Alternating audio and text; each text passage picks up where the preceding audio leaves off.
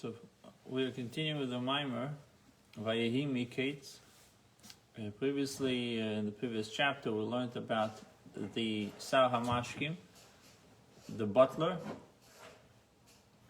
that the butler is the kone, is the trachea, compared to the trachea. What is the functionality of the trachea? Is to cool off the fire that is in the heart, bring coolant from the brain, and cool off the heat, the passion, the desire, on a even in a positive way, a positive passion and so on, to calm it down. Why to calm it down?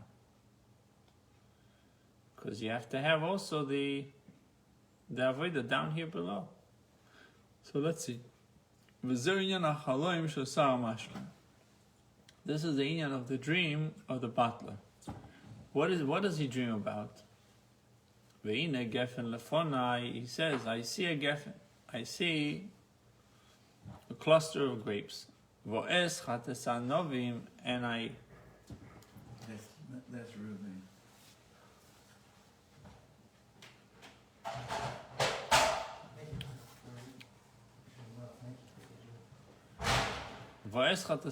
So then I squeeze the grapes, and I place the cup in the hands of power. Well, that was his dream. Pirush. And now, Kabbalistically, Chassidically, we can see what's the meaning of the dream. Geffen, Nikras, Knesset Yisrael, the Jewish people are called Geffen. What's Geffen? And Nachas. Yeah. So also, simple meaning of Geffen is the vineyard, the grapes, cluster of grapes. Sheklolus kol neshamas Yisrael. This is taken from the Gemara in Chulin. It says of the Geffen Elu Yisrael. The Jewish people are called Geffen, called a cluster of grapes. And it's also, the Pasuk says, Geffen miMitzrayim tasiyah, that you took Geffen out of Mitzrayim. So Am Yisrael is called Geffen. One of the names for Am Yisrael is Geffen. V'anovim em nitzitz neshamis, and the grapes are the sparks of the neshamis. So Geffen, the cluster, the whole cluster is Klolus neshamis Yisrael. And then the grapes that are on the cluster is the sparks of neshamis. Shekol nitzitz niko b'shem anav echad. Every spark is one grape. Ki b'chol nitzitz, why is it? It says ki b'chol nitzitz, every spark yesh b'chinas yain ha'mesamech elokim v'anoshim. It says in the book of Sheftim about speaking about the quality of wine. It says yain, wine that mesameach, that brings simcha. Very interesting statement, to God and to people. Elokim v'anoshim. Doesn't mean. It says, I recently saw an interview with a 100-year-old guy, Israeli guy, that they asked him, what's your secret? And he was really in there, he was there. He was like speaking like you would think the guy is 70, 80. He said, I drink red wine every day. And that's his secret. He said, I eat whatever I want, healthy things. He said, I eat. He works. He has you would like him. He has almost a big junkyard of bicycles. He fixes bicycles. That's what he does all day. And people come to him and he puts like from here, from there, he puts it together. That's his thing. I did this as a child. I go to police auctions, so for 25 cents or 50 cents I'd buy bicycles and then walk them home and make them into a real bike. Yeah. So it says, Shubichinas Ava Mesuseres Lismech Bavai.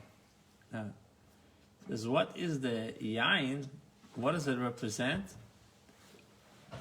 Ava Mesuseres, hidden love, Lismech Bavai, to have joy in Hashem. Vayhi Yerusha lanu ma'aviseinu. This is the best part, that every neshama has within it yain mesameach, the wine, joyful wine. We call it joyful wine, yain mesameach, that enables us to have simcha. Remember, we're trying to figure out what is simcha. So he says we have avo mesuses. You have hidden love. When the hidden love is not so hidden anymore, then you have simcha. It's like you take a person in the world, and once you unleash its potential, the person is alive, right? He doesn't have to be beaming, but deep inside he's fulfilled, he's happy. Right? So that every Jew has this avo mesuseres, hidden love, and the yain mesameach part of it is the power to reveal it. And where do we get that power to reveal it? Something that is embedded so deep in our DNA is the yain mesameach. Yerusha lanu ma'aviseinu, its inheritance from Avraham, Yitzchak, and Yaakov. So every neshama has the aspect of yain hamisamech, the joyful wine, the wine that makes you joyful.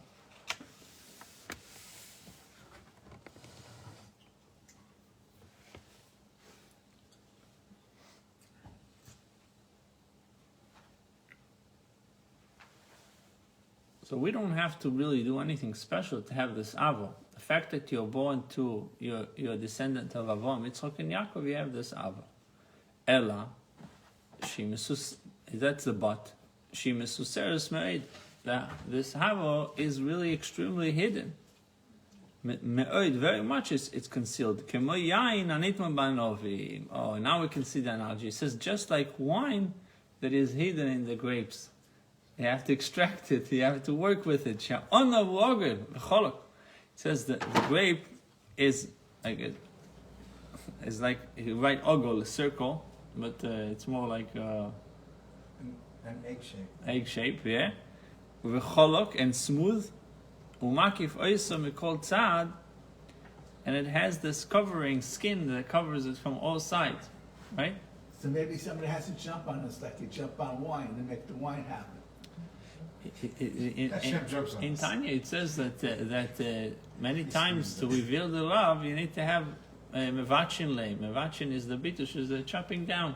It says if you want to make a barbecue, you can't take a big log of wood and throw it into it's going to put out the fire. But if you take the log and you chop it down to small pieces, now it's ready to go. That's the idea. That was why they designed Farbregens. Farbregens were designed that people let loose a little bit, and then you're able to work with them. Right. They're receptive to... like the Schwitz. Yeah. They're receptive to embettering themselves.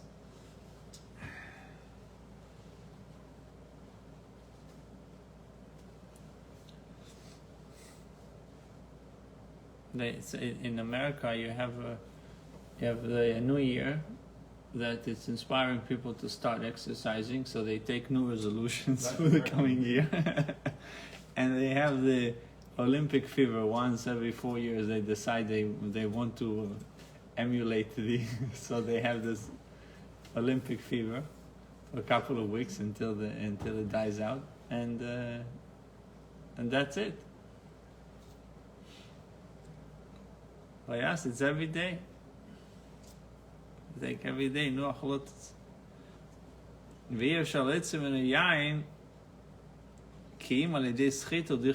You cannot get the wine out of the grapes without schita, without the squeezing, without the threshing in the gat. Gat used to be the special place where they would squeeze the grapes. Gat. Back then, I think it was done with stepping on it. Yeah. What's the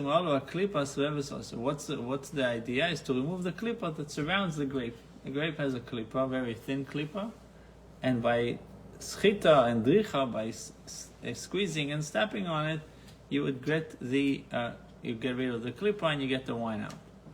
And letting it cook. Yeah. And it's to ferment. And then the fermenting process, yeah. Let's see what the fermenting process is. Oh, he says what we said before. We said you are unable, it's impossible to reveal Matspune Avo, the hidden love, without the mevachim, without the bitush, without the chopping down, without the work, without removing the klippa. We know in Chassidus it's explained there are two types of klippa. There's the klippa agaso and the klippa adako. The agaso is the coarse one, and the adako is the thin one. The same way that in bris, when they circumcise, they have the asora sa'ola, and then they have priya. There's two different things that they have to do. So one is the thicker foreskin, and one is the thinner one that has to be removed as well. So so what is the bitush? We say, okay, chopping down, it's a very nice analogy, but in actuality, what do we need to do? So it says, first of all, we have to follow the Mishnah in Pirkei Avos, in Perek Daled, where it says, we have to be humble before any man. Doesn't make a difference if he's a janitor or he's a CEO. Shval ruach. Humble spirit before any person. The Alter Rebbe explains in Tanya that every individual has something to teach us. He has some proficiency in an area that we don't have and that we might need. Right? So we have to be shval ruach. Velo, it says, interesting, he writes, what is shval ruach is not that people stepping on you. Not that other people will come and humiliate you. That's not shval ruach. Kim have shval ruach ba'atzmecho, you in deep inside, you need to be shval ruach. To be a person of a humble spirit.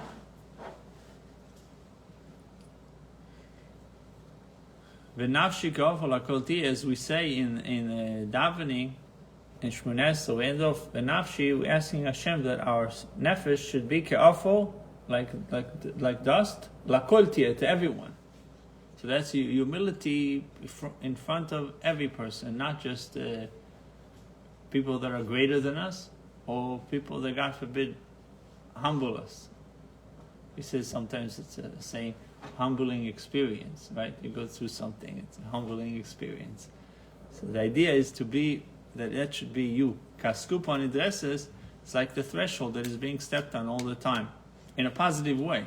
Why do we need the bitush? Why do we need this chopping down, this humbling of spirit, shval ruach, to be humble of spirit in front of everyone? So he said, kedel aser klippa, to remove this klippa, the thin foreskin, achifefes alalev, that is covering the heart. So the klippa is preventing the revelation of Ava, the Avos Hashem, and that's what we call Olas Halev, the foreskin of the heart. And through Shiflus ruach, humbling of spirit, we are removing that klippa. And by removing the klippa, you're revealing the Ava Mesuseres. You're revealing the hidden love. So that's why Sarah Mashkin, the butler, says, in his dream, he describes the dream to Yosef. He says, I'm taking the grapes, and I'm squeezing them into the cup of power. Right? So he says, we learned that Geffen is the neshama. Right? Geffen is the neshamas of Am Yisrael in general. And then the grapes, each grape is neshama, is the spark of a neshama. Or you can say it's a godliness, holiness, each individual grape, but you need to remove the klippa from each one. Each grape has its klippa.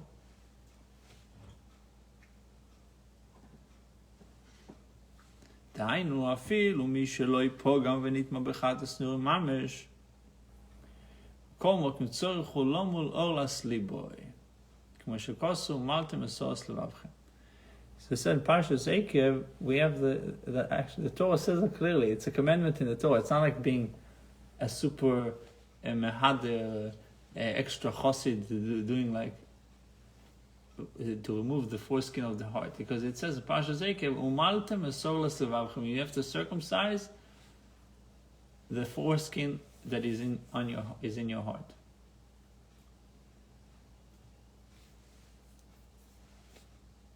And the interesting part, he says, even if the guy never sinned in the infamous sin, no one ever.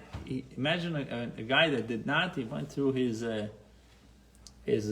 sweet 16 or whatever you want to call it. No sins. What a guy. What a guy. It says about Yaakov Avinu, right? It says It's 60. 64 whenever he got married. Right. So That's it. First time. Boom. But even that guy, he tells us that he has foreskin on his. He has a clipper that needs to be removed. I asked the cardiologist to help me with this, but they never did. A spiritual cardiologist or a physical? The Rabbi once said that the same way that we go for physical once a year, we need to go for spiritual. So he gives an example why even someone that did not that was spared from these from the sins of the youth, why he also has ola, he has this foreskin. Just for the fact that liboy boyer, which means his heart is in fire or on fire, and he has a desire not for things that are prohibited. For moisos is things that he doesn't need. He has a desire to have. But not yet. Right. There's a Hasidic saying. Yeah, masha osu, masha mutar miyutar. Right. Whatever is prohibited, and whatever is not needed, and whatever is extra, it's not needed, right? Whatever is mutar, permissible, but not necessarily needed. Right? But over here speaks about having the desire for things that are not needed. That's ola. That's the thin ola. The thick ola is you wanting even things that, God forbid, prohibited. But you know what? This thing about the Baal Tshuva, that person that comes back, sometimes they'll have a bigger ava than the person that was untouched by all the averas. Right. But over here it tells us it's not the problem that you ate moitos, that you ate or did something that you don't need. The problem is to desire it, right? Right. It's like fantasize it, to want it, to live with that passion that I want this and I want this and I want that. That was the question you asked the Rebbe. How do I change my lusts and desires for things in the world into lusts and desires for Torah? And what did he say? I should give you some. But over here it tells you what Wait, makes you. That's the prescription. Now you gotta take it. Yeah. What do you need to do to be b'simcha? So over here it says it's not so. No, it's in here. It's easier for me to listen. You understand the words. I have to hear them. So it says v'nikar b'chinas ola, and it's called ola, foreskin. Achifer sumechas al agilu l'kus isbach, that covers the revelation of godliness. V'chinas hester ponim, creates concealment. Hester ponim means concealment of the face, of the countenance. Yeah, the face, the innermost. The objective is not to have concealment and not to have a partition that separates, the screen that divides. Even the very thin membrane is also a problem.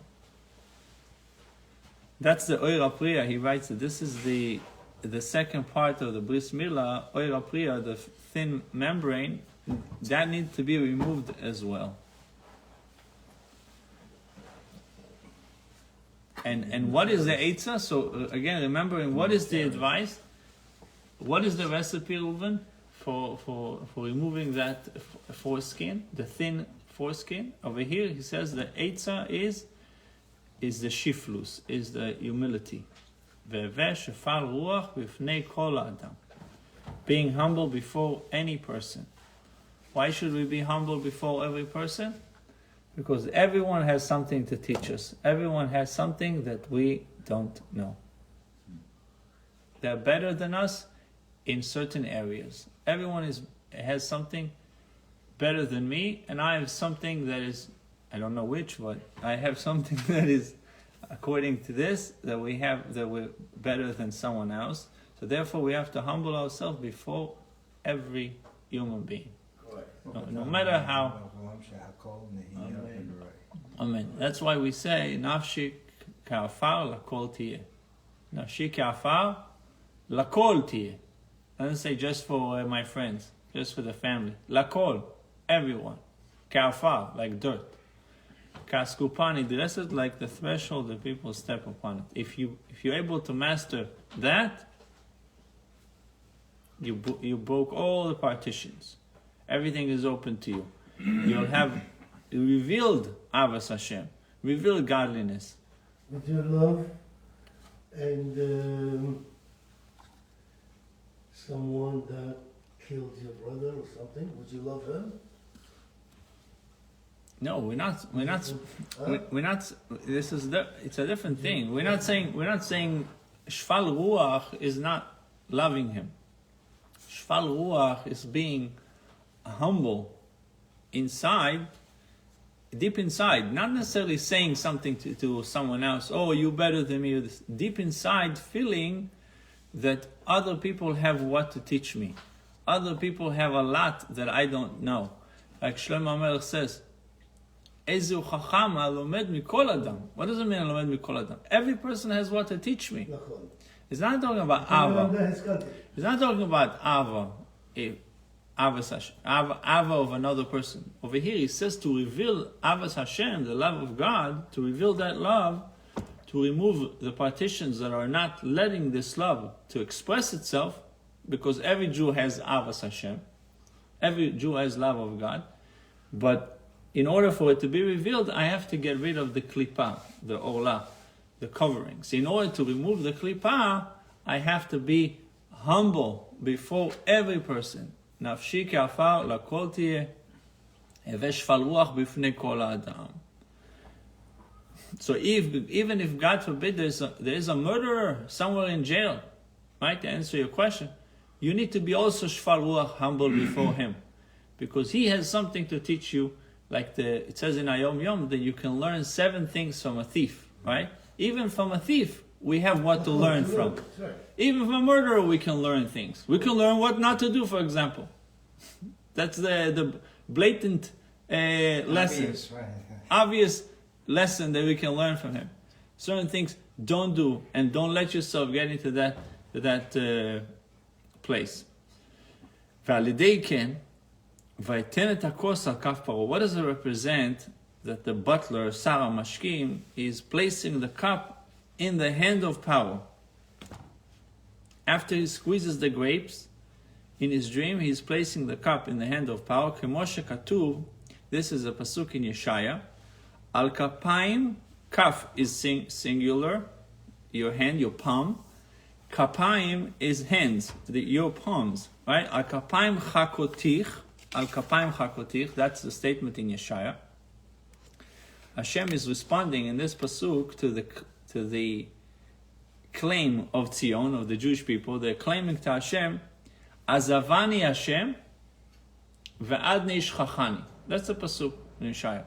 They came to Yeshaya and they said, Knesset Israel Tzion, after the destruction, they said, Azavani Hashem ve'adni ishchachani. And Adnei forgot about me. He forsaken me, Azavani forsaken, and then Shchachani forgotten. That was a claim they came to Yeshaya.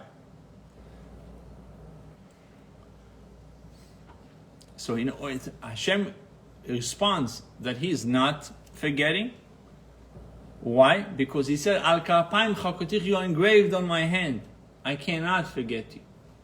So to speak, Hashem says, I'm not forgetting you. You are Al Kapayim Chakotich, you are engraved on my hand. What does it mean? The Neshamas Yisrael, the souls of the Jewish people, are connected and chakukot, and they are engraved in godliness. So therefore, your claim, Azavani Hashem, that Hashem forsaken me, is wrong. That's what Yeshaya is telling them. Uchtiv, then it says in Eov, Al kapayim kisa o vayetzav alav b'mafgia. What does it mean? Al kapayim kisa o. That is referencing, first of all, the translation of the words kapayim again is palms, and kisa o, the light was concealed. He concealed the light. Okay, what is it? Seemingly, it doesn't like to, even grammatically, it doesn't come together. But Eov is very deep in his teachings. It says al kapayim, on the hands, kisao, he concealed the light. Now that is representing or referencing to level in godliness that is called kaf, that is called palm. A level of godliness is called palm. Vayetzav alav b'mafgia, meaning that you can come to the level of kaf, of godliness that is called kaf, through prayer, through tefillah. What is mafgia? Mafgia is the concept of tefillah. We know it says, Vayifga b'makom ahu vayalen sham. It says about Yaakov Avinu, Vayifga b'makom, that he reached that place, and then he prayed there. And he slept there, and he prayed there. And the whole famous ladder of Yaakov, it goes up and down. It's right after the pasuk Vayifga b'makom. They use the expression ifga. Lifgoa is to almost like hit something. You're hitting it in modern Hebrew, but Yeah, there's also a different explanation to lifgoa. but To hurt someone. right in biblical Hebrew, meaning the Torah Hebrew, Vayifga b'makom, he reached the place. He reached a certain place. So comes Eov and tells us, Vayetzav alav b'mafgia, that you can reach the level of kaf, of godliness, through tefillah, through prayer. And in our discussion, that the butler is placing the cup on the palm of power, kaf power, is referencing to the elevations of the neshamas, elevations of the souls that were aroused with Ava. Where do they go up to? They go up to the Bechina, to the level of Kaf power. They go to the palm of power, but in Kedusha. And this elevation is being done through prayer. Through prayer. What is prayer? Prayer is again Sarah Mashkim, the butler, which is the trachea, a kohen. Kivechinat paro b'kedusha. What is the level of power in Kedusha? We said we have power in Klippa and power in Kedusha. Zelu matzeh, we know that Hashem created Zelu matzeh. Any level in Kedusha has its opposition in Klippa. Like Moshe Rabbeinu had Bilam. There's always the counterpart. In any spiritual level has the counterpart against it in Tum'ah, in Klippa. Okay? Otherwise, it's not balanced. You always have to have it balanced. Okay? So, power is Klippa, representing the highest level of Klippa, but counterpart of that is power of Kedusha. Kmoshe power of Klippa, Uklippa Kasha, the same way that power represents the Klippa, not a regular Klippa, he calls it a hardcore Klippa, Klippa Kasha. Kach zel u'mat zeh paro b'kedusha. That on the other hand, power in Kedusha is Gilui Elokuto Yitbarach, his revelation. As like we said, Paro is the same Lashon, he's going to probably say it later, is the same Lashon as Pri'ah, to remove the concealment. I mentioned before, there's two parts to Brit Milah.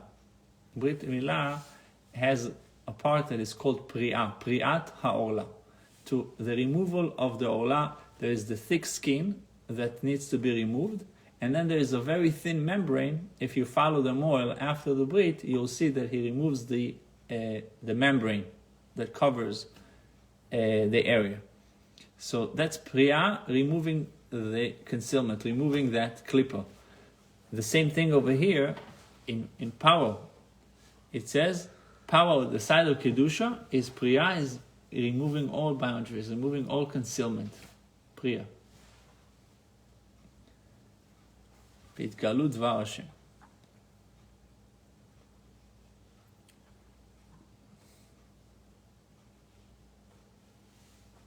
So what we need to remember from this, that we have power of Klippa.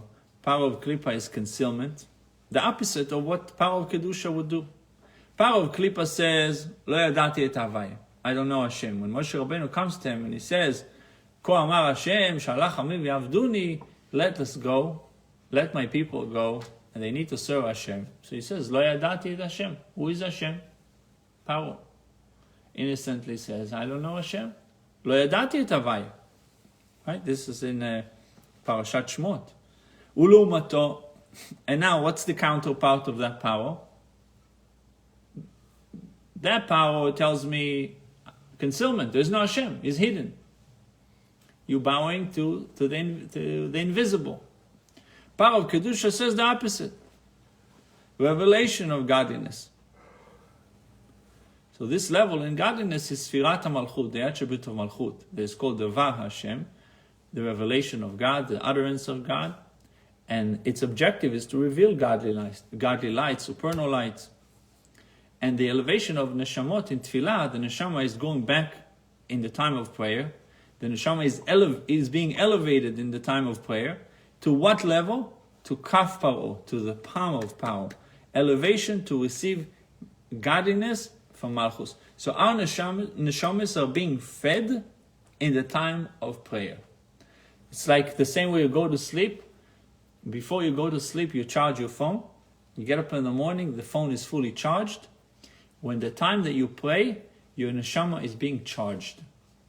Now you're charging, you're plugging in your neshama to what? Calls it this level of godliness, kaf paro, malchut. The neshama is now receiving godliness.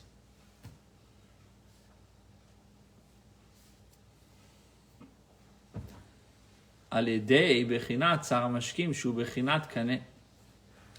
Says, where is the voice coming out? From the kaneh also. It has to go from here. It has to go from the kaneh. Kaneh is the trachea. The pipe, the air pipe.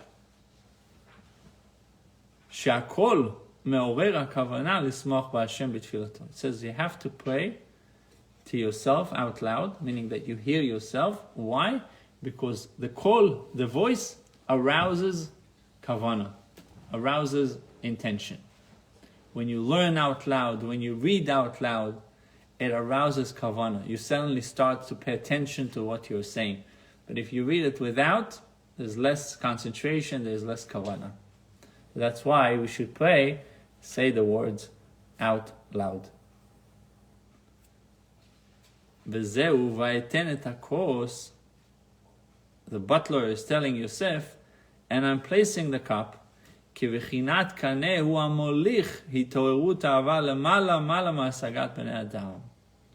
But ultimately, the trachea, the kaneh, or what the kaneh represents, is the elevation of the neshamot. Right? There is arousal of avat Hashem, simcha, joy, the kos yain, the yain ha-mesameach, the wine that brings simcha, being elevated upwards. Ava and simcha are the two parts that are required for the neshamas to be uplifted and elevated. And that comes through itbonenu, through contemplation, but also through the kaneh, through the trachea. The ava, the love, and the simcha is intensified. The same way that the kavana is intensified through the kaneh, through the trachea. Similarly, ava and simcha are being intensified through the kaneh.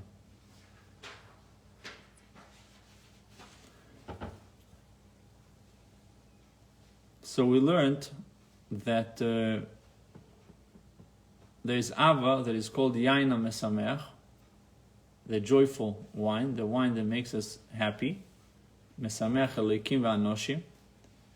That the way to reveal it, the way to reveal that simcha, right? They ever told you to be with simcha. But the way to reveal the simcha is by removing the klippa. How do you remove the klippa? The orla, the orlat halev. Right? Parashat Ekev, it says, Umaltem et orlat levavchem. Meaning there is orla on the heart of every person. Question is, how do you remove the Ola? The Torah tells me a commandment in the Torah. You have to remove the Ola. How do I remove the Ola? What do? Go through an open heart surgery? How do we remove that Ola?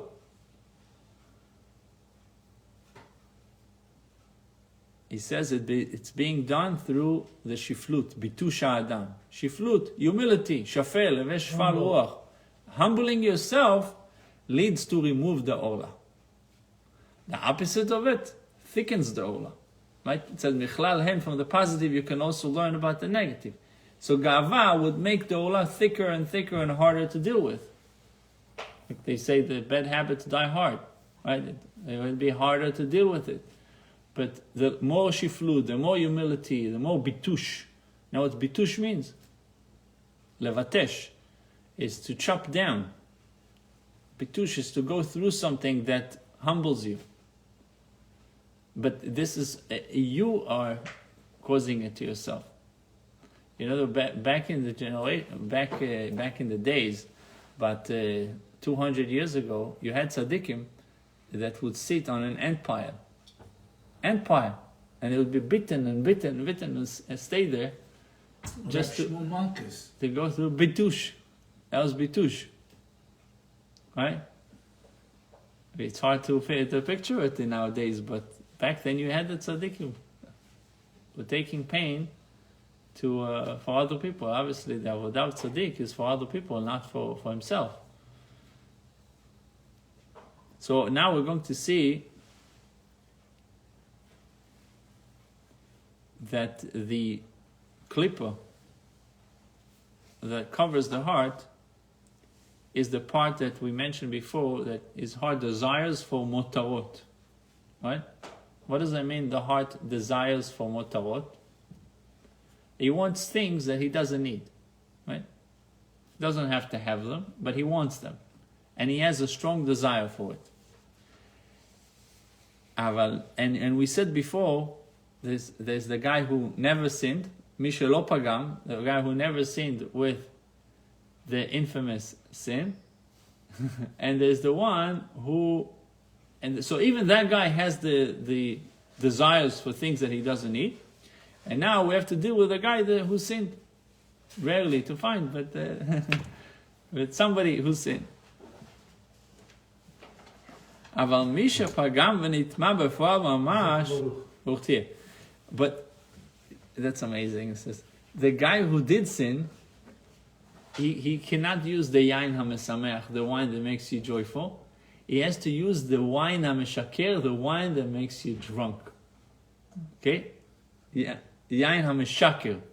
Shikor, like the word shikor. Yain hameshaker is the wine that makes you drunk. So you have to remember these two things. There's yain hamesameach and yain hameshaker. Different dosages for different individuals. Okay? Or even we can say different potency to different individual. So, not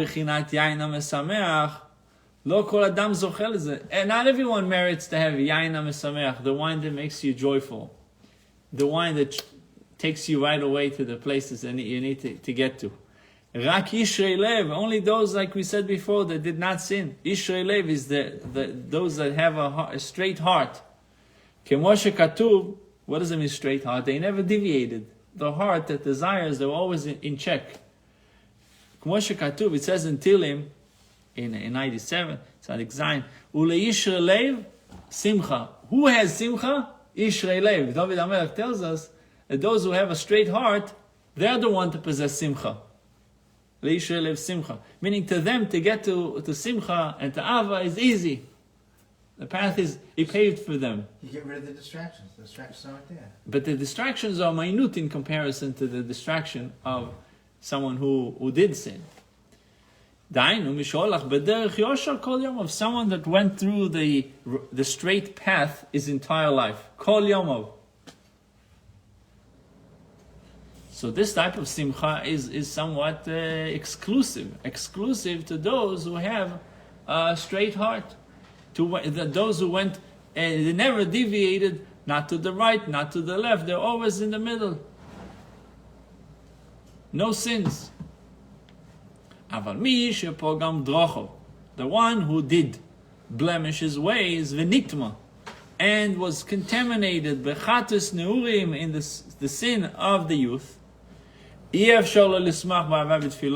cannot be joyful in prayer. It's very hard for him to come to simcha in tefillah. Why? So because he has many foreign thoughts that are confusing him. So if we think that these foreign thoughts are coming just because we are occupied with different things, so it's on our head, it tells you, how come you don't have that foreign thoughts when you're eating and when you're in business? Only in davening it comes.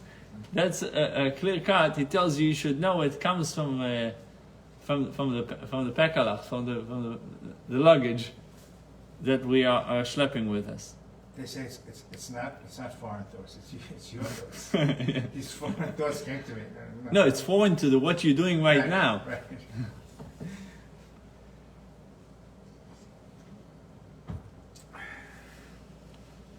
It's called the chet nun. It's chatus neurim. Earlier now, maybe Sin of the youth. I didn't realize it was inconvenient. So we need to know that the yain mesameach is effective primarily to those that are yishrei lev, to those that are tzaddikim. I call them tzaddikim. Those who don't have luggage, but those who have, and they have machshavos zores, they have foreign thoughts that are confusing them. What is the advice to those? We said the advice to the other ones, to the tzaddikim, is just shval ruach, be humble, and the rest will happen. Shval ruach. But what about most people? There's another type of wine, that's the wine that makes you intoxicated. It's written in Mishlei. Shlomo HaMelech said in Mishlei, Tenu, give, Sheikhar, Sheikhar is the alcoholic beverage, La'ovid, to the one that is lost, to the ovid, v'yain, and give wine, lemori nefesh, to the one that has a bitter soul, give him wine. But the one that is ovid, is lost, give him sheicha. He needs a chaim. That wine is not going to do it for him. And then it says, yishte ve'yishkach reisho. He will drink and he will forget his ratio. Obviously, this is not encouraging people to drink.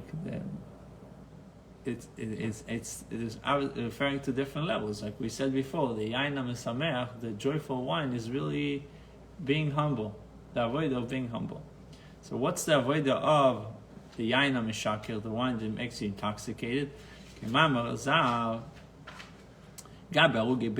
says in the Gemara in Sanhedrin, the Gemara speaks about those that the Beis Din, Lalenu, they are liable to capital punishment, and before they were executed, they used to drink wine. He